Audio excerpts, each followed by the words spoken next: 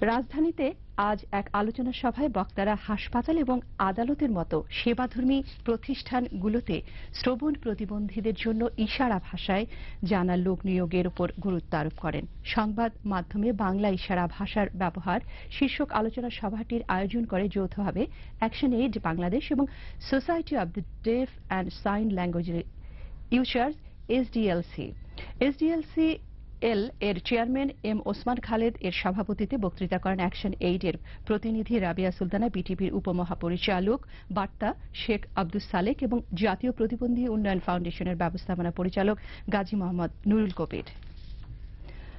বক্তারা 1 ফেব্রুয়ারিকে ইশারা ভাষা দিবস হিসেবে ঘোষণার পাশাপাশি 26 লাখ ইশারা ভাষাভাষীর জন্য প্রতিটি ইলেকট্রনিক মিডিয়ায় বিশেষ করে বিটিভির রাত 8টার সংবাদে ইশারা ভাষা ব্যবহারের দাবি জানান। অনুষ্ঠানে সকল বিভাগ থেকে 2 জন করে মোট 14 জন ইশারা ভাষায় প্রশিক্ষণ প্রাপ্তদের সনদ প্রদান করা হয়।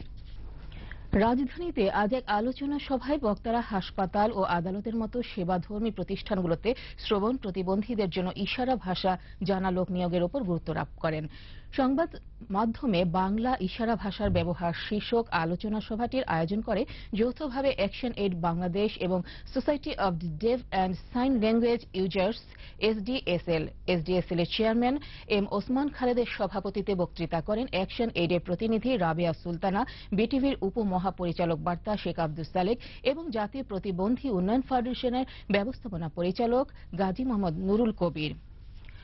বক্তারা 1 ফেব্রুয়ারিকে ইশারা ভাষা দিবস হিসেবে ঘোষণার পাশাপাশি 26 লাখ ইশারা ভাষাভাষীর জন্য প্রতিটি ইলেকট্রনিক মিডিয়ায় বিশেষ করে বিটিভির রাত 8টার সংবাদে যুগপৎভাবে ইশারা ভাষা উপস্থাপনেরও দাবি জানান। অনুষ্ঠানে ইশারা ভাষায় প্রশিক্ষণপ্রাপ্ত 14 জনকে সনদ প্রদান করা হয়।